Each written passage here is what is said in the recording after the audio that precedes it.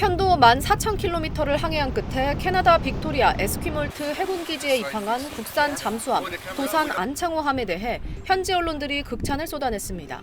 공영방송 CBC 등 현지 언론에 따르면 지난 7일 미국 하와이에서 도산 안창호함에 탑승해 에스퀴몰트 기지까지 항해한 캐나다 해군 소속 제이크 딕슨 하사는 도산 안창호함을 신형 테슬라에 비유하며 1999년식 혼다 시빅을 몰다가 신형 테슬라를 타는 것과 같다고 말했습니다. 함께 도산 안창호함을 약 2주간 경험한 브리타니 부르주아 소령도 한국 잠수함에 대해 녹이 슬지 않았고 공간이 넉넉하다며 최신형 잠수함에 승선하면서 우리에게 펼쳐질 가능성에 대해 눈을 뜨게 됐다고 호평했습니다.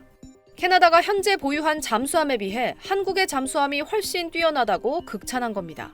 캐나다 정부가 노후 잠수함을 대체할 신형 디젤 잠수함을 최대 12척 도입하는 캐나다 초계 잠수함 사업을 추진 중인 만큼 한국이 유리한 위치를 차지한 것 아니냐는 해석도 나옵니다. 지금까지 수주전 최종 후보는 한화오션의 KSS-3와 독일 티센크루프 마린 시스템즈의 타입 212CD 두 기종으로 좁혀졌습니다. 캐나다 정부는 이르면 다음 달에 최종 사업자를 선정할 예정입니다. 캐나다가 현재 운용하고 있는 잠수함은 1998년 영국에서 중고로 도입한 빅토리아급 4척이 전부입니다. 그나마 이 가운데 3척은 수리 중으로 실제 작전에 투입할 수 있는 함정은 한 척에 불과합니다. 현지 전문가는 잠수함 도입이 시급한 상황에서 한화오션이 독일 경쟁자보다 빠른 납기를 보장한다는 점을 최대의 장점으로 꼽고 있습니다. 캐나다 국방 싱크탱크 국방협회회의 연구소 케빈 버드닝 이사는 한국은 2032년까지 첫 번째 잠수함을 인도하고 2035년까지 4척, 이후에도 매년 추가 함정을 인도할 계획이라고 설명했습니다. 또 독일 티센크루프 마린 시스템즈가 잠수함 설계, 공학에서 높은 평판을 갖고 있긴 하지만 수주전 후보로 오른 기종이 이제야 양산에 들어가는 검증되지 않은 신형 플랫폼이라고 지적했습니다. 하지만 독일 정부를 등에 업은 티센크루프 마린 시스템스 측 제안도 만만치 않습니다.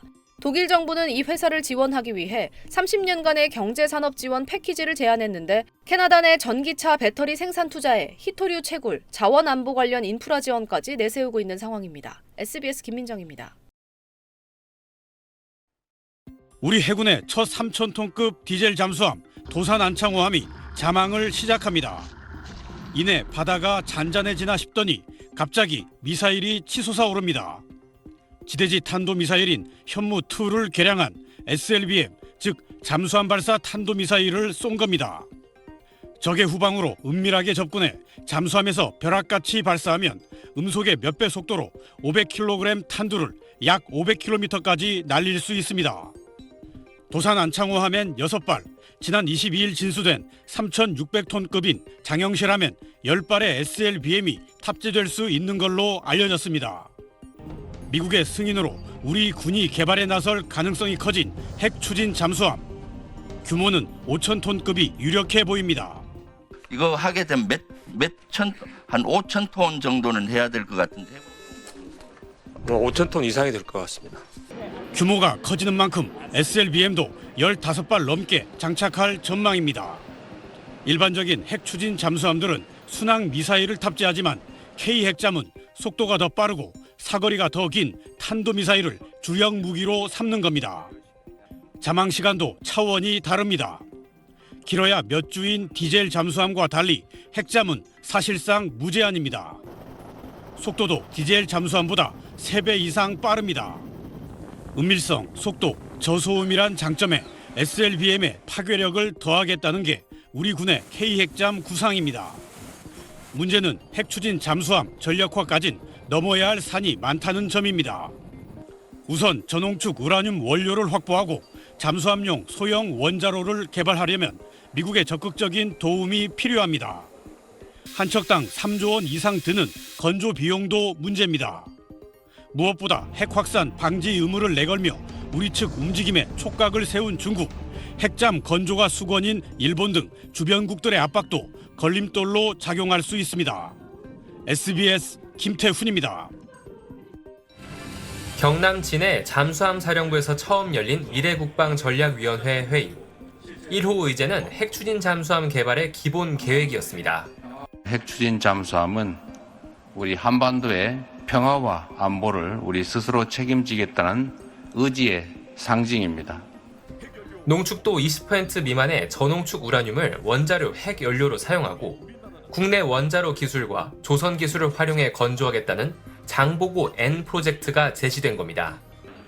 이 대통령은 핵잠의 빠른 도입을 주문했는데 정부는 2030년대 중반에 핵잠 1번함을 진수하고 후반엔 해군에 실전 배치하겠다고 밝혔습니다.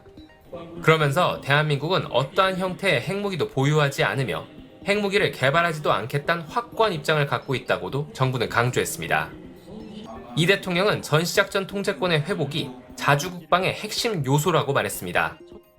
국방 분야에 있어서는 여전히 이제 의존적 사고가 많이 남아 있는 것 같습니다. 스스로 지키지 못하는 국가가 어떻게 존재할 수 있겠습니까?